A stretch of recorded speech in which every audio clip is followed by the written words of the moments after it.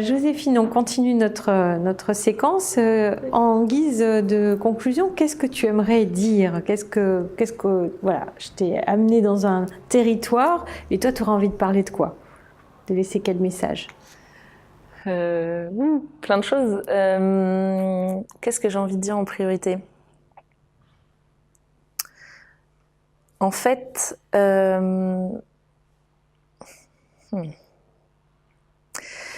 moi je suis hyper frustrée. Ma mission en moi, en fait, je suis hyper frustrée de voir que autour de moi, il y ait des gens qui sont pas conscients forcément de leur talent, évidemment, et surtout qui du coup en fait s'enferment dans des projets, dans des voies, dans des conditionnements, des directions, des décisions, etc. dans des directions qui leur correspondent pas, quoi, et qui les rendent pas épanouis, heureux, fiers, contents, motivés, dynamiques, etc. Et en fait, moi je suis hyper frustrée par rapport à ça, en fait, de me dire que mais le temps passe trop vite. C'est naïf en quelque sorte, mais c'est vrai. Le temps passe trop vite, la vie est trop courte. On peut pas passer notre temps à faire des choses qui nous plaisent pas, qui nous épanouissent pas, qui nous révèlent pas, etc. Alors il faut avoir la patience d'accepter que pour les gens en face de soi, en face de moi, en l'occurrence, ça prenne peut-être plus de temps à comprendre, etc. Mais c'est là aussi ce qu'on a envie de faire chez Ticket for Change, en fait, c'est de faire comprendre à n'importe qui, qu'on soit jeune ou pas, qu'on soit salarié d'entreprise ou pas, qu'on soit en recherche d'activité ou déjà bien implanté dans son job, etc. Peu importe, que chacun, en fait, à son échelle, on peut déceler le meilleur de ce qu'on a en nous et travailler là-dessus, en fait, le mettre en action, l'utiliser pour faire en sorte que la société elle soit un peu plus joyeuse, agréable, pérenne, équilibrée, etc. Et du coup, pour moi, c'est ça qui est important, en fait, c'est de dire que vraiment chacun en est capable, qu'on le voit tous les jours. On reçoit on rencontre des gens au quotidien de profils très très différents, en ayant fait des études, pas d'études, de domaines complètement différents, du business, de l'art, de la philosophie, des sciences politiques, des sciences physiques, mathématiques, n'importe quoi.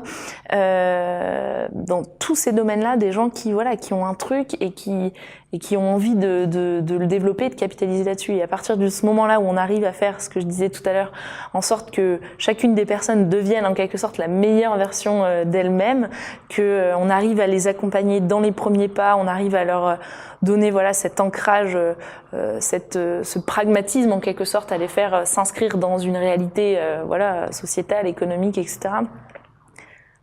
Ça ce serait super fort, en fait, et le monde tout de suite il serait déjà un peu plus beau en quelque sorte, et donc voilà, c'est ça mon message, c'est de dire que chacun en est capable, où qu'il soit, qu'il n'y a pas de barrière. On développe des programmes avec au sein de grandes entreprises, dans des plus petites entreprises, avec des individus, on parle d'entrepreneuriat, d'intrapreneuriat pour les gens qui sont dans les structures, et ça c'est important, quoi, de se dire que n'importe où, quel que soit notre parcours, nos origines, nos sensibilités, on peut capitaliser sur le meilleur de soi et faire avancer les choses, quoi.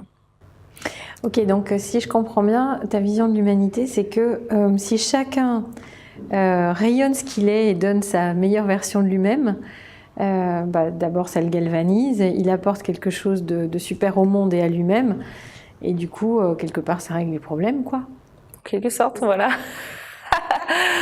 Ce serait déjà énorme. Ah oui. Et ce que j'aime bien aussi dans ce que tu représentes, c'est de montrer comment l'école de commerce, quel que soit le nom de l'organisme en question, a suffisamment évolué avec l'économie sociale et solidaire pour apporter les recettes de ce qui fait du business au service de quelque chose de sociétal, et donc pour répondre les problèmes que quelque part cette lignée-là a co-créé. C'est pas les seuls, mais... Il y a encore du travail en école de commerce, mais ça va venir doucement. Je voulais te demander, dans ta classe d'âge, là où tu as fait tes études ou ton réseau, est-ce que tu te sens majoritaire, c'est-à-dire que tout le monde est comme ça ou pas? Voilà, c'est comment? Parce que voilà, est-ce que c'est une vraie tendance lourde ou il y a quand même encore une partie des personnes qui s'inscrivent dans le paradigme d'avant, quel que soit l'âge? Je suis pas majoritaire. On est une toute petite minorité à s'être lancée dans cette voie-là, l'entrepreneuriat et l'entrepreneuriat social en quelque sorte.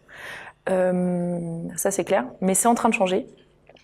Par contre, ce qui est beaucoup plus généralisé, ce que j'observe de plus en plus, c'est ces questionnements en fait. C'est de se dire, ok, qu'est-ce que je fais là? Pourquoi? Je vois pas pourquoi je fais ça, etc. Ces questionnements-là, ils sont de plus en plus présents. Alors qu'avant, c'était pas forcément le cas. Et je pense que c'est aussi peut-être moi je suis biaisée dans la mesure où je parle de Ticket for Change, je parle de ce que je fais, je parle de ce qui m'habite en quelque sorte, donc je pense que ça éveille des questions, j'espère en tout cas, ça éveille des questions chez les personnes que je croise, que je rencontre, de mon entourage, etc. Et du coup, ça fait naître, je pense, ces questionnements-là. Après, voilà, chacun fait son chemin, ça prend plus de temps. Parfois, c'est ça aussi, il faut savoir être pas trop impatient et laisser à chacun le temps de faire, voilà, son petit bout de chemin. Pour certains, c'est plus rapide, pour d'autres, ça prendra plus de temps. Et voilà. Mais en tout cas, ces questionnements-là, le choix de l'entrepreneuriat social, très concrètement, le fait de se lancer dans un projet, de commencer quelque chose de zéro, ça, on est quand même assez minoritaire. Mais ces questionnements de sens et de à quoi je passe mon temps, ma journée, pourquoi je fais ça, c'est...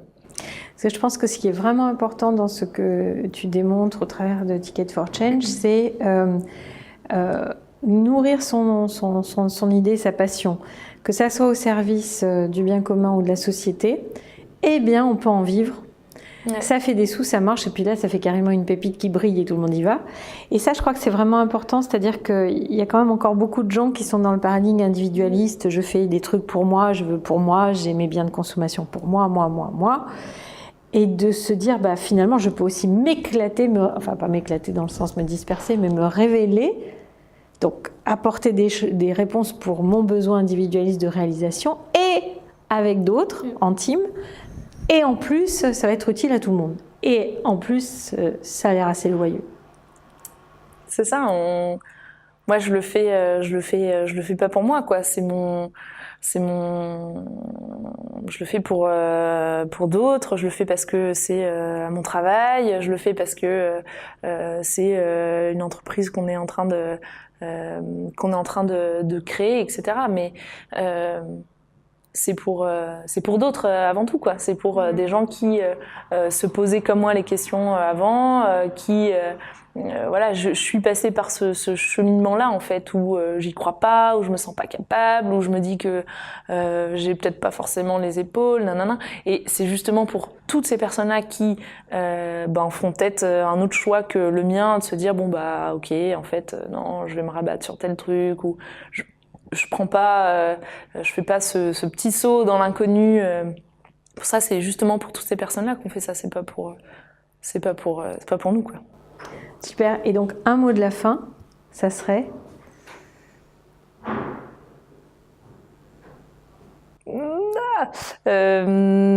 Ce serait potentiel. Potentiel. Eh ben, merci. Merci beaucoup.